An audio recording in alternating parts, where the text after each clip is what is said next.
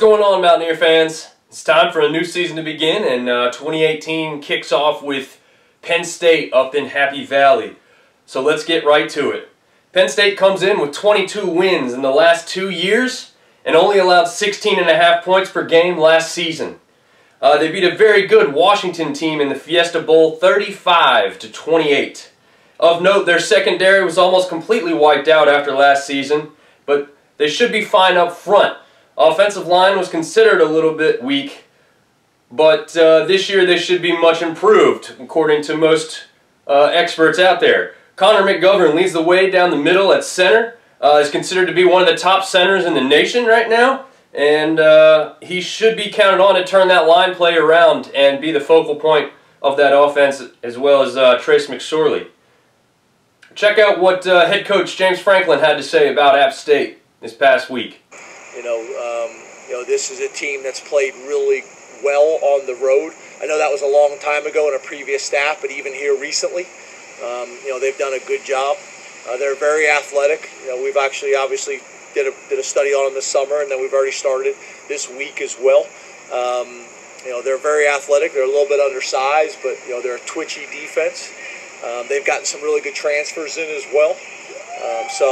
It should be a really good challenge for us. But obviously, when you're able to go to Tennessee and take them to overtime, and you look at the Georgia game, I think if you look at the final score, it's deceiving. So I think more than anything, we want to make sure that our guys respect every opponent we play, and I think those are stories that we'll be able to tell them, not show them, but stories that we'll be able to tell them to kind of illustrate what we're talking about. Trace McSorley is the senior quarterback and starts his final season in Happy Valley. Will it be a Heisman-type season for him this year? He was certainly one of the top quarterbacks last season, and he could be in for a monster year this year because defenses won't be able to focus on Barkley as much after Penn State lost him to the NFL. Wide receiver Juwan Johnson is set for a standout year due to the losses at wideout and tight end from last season. Juwan should be McSorley's go-to target. Not to be overlooked, running back Miles Sanders. Just like Jalen Moore for App, he will be the workhorse back for the Nittany Lions and see a lot of carries in his first game of the season. Listen to Nick Scott and Amani Oruwari discuss Miles' game. Miles is the one who's gotten a lot of hype, was a five-star guy coming out of high school. You both have been in a position where you've had to tackle him. Give us a sense for Miles' game. Trace talked about it a little earlier, but he's very fast and elusive, but one thing that goes overlooked is his strength. He's got great lower body strength and balance, which only adds to his speed to break arm tackles and things like that. So I think the sky is the limit for him. He's a prototype running back, and I'm excited to see him play. Yeah, I agree. I would say his strength is definitely an attribute. I think he's just a guy that, he notices that he's being living in that shadow, but he's a guy that's ready to take that next step and just prove all those people wrong and just be that premier running back that we need him to be, and I think he's going to be ready for it. All right, Amani Oruwari, Nick Scott, Trace McSorley. Speaking of Amani, he is the top NFL prospect at cornerback and someone App should avoid throwing at too much. He wasn't even a starter last season, but he still earned second-team Big Ten honors. That's talent right there. Let's take a look at what Amani brings to the table.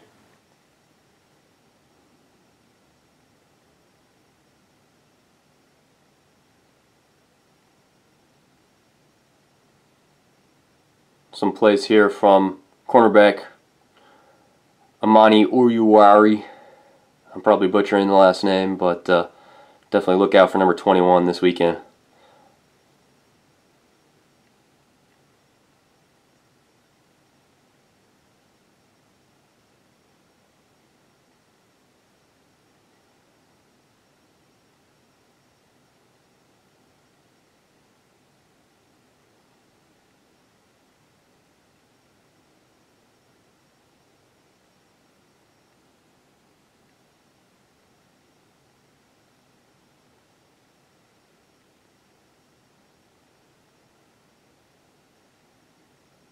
Check out this play. He's falling down and he still makes the break up from a terrible angle. Still gets his hands on the ball. That's got to be why he's one of the top NFL prospects at his position going into this season.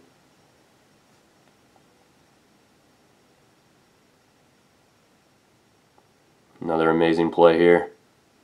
Hand-eye coordination. Pull this into an interception. Just ridiculous. Penn State also has some recent recruits that should see the field early this year. Be on the lookout for number 5 player from last year's national recruiting class, Micah Parsons. He's likely too talented to keep on the sidelines, and will probably see some time at linebacker position and maybe even as a pass rusher. Also keep an eye out for PJ Mustipher. Now he's just a freshman, but at 6'4", 305 pounds, that's right, 6'4", 305-pound freshman, he's been having a great camp and figures to see playing time early this season. Let's throw it over to the other side of the ball and look a little bit at App State. App's put up a great defensive showing in the past several years against some great players such as Deontay Johnson of Toledo, Alvin Kamara of Tennessee, and Kareem Hunt, also of Toledo. However, we did lose our D coordinator, Nate Woody, to Georgia Tech during the offseason, and instead of bringing in any new blood, we actually moved our cornerbacks coach Brian Brown and our inside linebackers coach Dale Jones into co-coordinator roles this year. This should help keep the system familiar to both the coaching staff and the players, and hopefully won't see much, if any, drop-off at all. Scott Satterfield is still at the helm, and in my opinion is the best G5 coach there is. Take a look at this clip. And take a look at this clip here. As you can see in the background here, that's Beth, Scott Satterfield's wife, literally jumping up and down in a 17-0 game in the second quarter about a fumble recovery for a kickoff return. You just don't see that everywhere, guys. That's the kind of passion and support we have here at App State, and one of the reasons we've been so successful over the years. At quarterback, we lost 4-year starter Taylor Lamb. Zach Thomas will be the new starter, and by most notes is faster and possesses a stronger downfield arm than Taylor did. His career stats are 6 for 10 passing for 33 yards, and only 8 rushes for 45 yards. Not much to go on. Now, for anyone who may have caught the Hawaii-Colorado State game, not having much film on a quarterback could be a slight advantage. However, he's also starting his first game in Happy Valley, so it's probably kind of a wash on those. Jalen Moore returns as the leading rusher after 2 straight seasons of over 1,000 yards. Myles Gaskin from Washington, who Penn State saw in their bowl game last season, is the only returning FBS player with more career rushing yards than Jalen. Lions fans will see a lot of Jalen this Saturday, as will all running backs, as the run game is definitely our MO. We are replacing much of the right side of the line, and should see a pretty heavy rotation in Happy Valley until we figure out who our true starters will be. Take a look at some of these plays from last season's opener at Georgia to see what Jalen Moore and that option offense can provide the Mountaineers. A little bit of what the option offense can bring us, possibly against a pretty good defense this week at Penn State. Yeah, you think 21-0, hey, we still got a shot, make a couple of big plays. 28-0, you don't think we still got a shot. No, and what's happening here is Devin Bellamy comes off the corner. They're zone blitzing now, and they know that they're trying to create something happen on first down, give them a long yardage situation to force a turnover. Georgia's not sitting back on their heels on defense. They are coming after them. App State has tried to run the ball 14 times. They have a net 20 yards out of it. Jalen Moore, who was the Sun Belt Player of the Year a season ago, really been held in check. Pass underneath, complete, and about a yard shy of a first down to Thomas Hedigan out of Greensboro, North Carolina. Was one of those kids who did everything in high school, rushed for 1,500, passed for 500. And a true freshman. Yes. They got a lot of freshman speed on this club. They like their young receivers.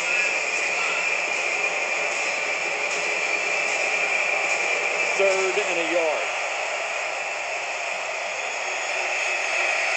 Option, keeper. Lamb has the first. That's the type of play we can use with the newer quarterback. Could be pretty successful. Use the misdirection. If you can see right here, he reads the end all the way. The end closes. 87 goes around and seals the linebacker. Easy play for Taylor Lamb.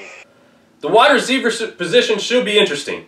Returning starters Thomas Hennigan and Jalen Virgil will provide some insurance for Zach Thomas, but transfers Corey Sutton and Dominique Heath, both from K-State, are really impressing in fall camp. Sutton is 6'3", 200 pounds, and can apparently catch anything. Heath is smaller at 5'9", 175, but should provide some separation on quick slants, and possibly even see some downfield shots. Tight end Kyler Reed figures to be a target near the red zone, but will mostly be used in the run blocking scheme that we run. Defensively, I think Penn State should be on the lookout for Myquan Stout at nose tackle. And of course, Clifton Duck and Tay Hayes in the secondary. Duck and Hayes combined for 10 interceptions last season, and 6 of those were Ducks. And he's probably the stronger of the two, but it's not a wide margin. I'd say they're both very good at what they do back there. Secondary overall should be a pretty strong suit for us this season, but we will see how we match up against some of the bigger wide receivers from the Big Ten. As you may have noticed, I skipped over special teams. I just don't see this game ultimately being decided by a field goal or anything crazy, but who knows? We all know what happened in Michigan, so we'll see. As far as a prediction, I think Penn State takes this one. They're just that talented. They're also ready to prove that they can break through after only losing 2 games last year by a combined 4 points. So, slight margin, missed out on the Big Ten championship, missed out on the college football playoffs because of it. I think they're going to be revved up and ready to go this year. I'd like App to find some go-to players in this game while also playing well and putting a little bit of a scare into Penn State. However, the Lions can put up points. Looking over last year's schedule, I'd like to think that we can play them closer than Pitt, Indiana, Rutgers, and Maryland. I believe we're better than all 4 of those teams. Penn State beat those teams by an average of 35.5 points. So if App can put some young guys in here, put some plays together, keep things within, 17 points, I'd say that'd be okay. Now, no, I won't be happy about that. I'd love to see it be closer. I'd love to see it be even more competitive than that. But as a realistic expectation, 17 points or less would be awesome, in my opinion, in the first game for a young team coming into the season. As I said, mostly inexperienced in some bigger positions this year. And to start out against the number 10 team in the country in Happy Valley, I truly think we just stand a better chance to win our 2 P5 games next year against UNC and South Carolina than we do to win this one. That's just how I feel about it. I think we'll actually have a stronger season overall next year. We get these guys some playing time and develop them and really come in even better. So I'm pretty excited about what this year could show us for the future, and I still think we're going to have a great year overall. So be sure to check out Big C's prediction thread on the Yosef's Cabin and maybe take a stab at it yourself. Otherwise, see some of you in Happy Valley.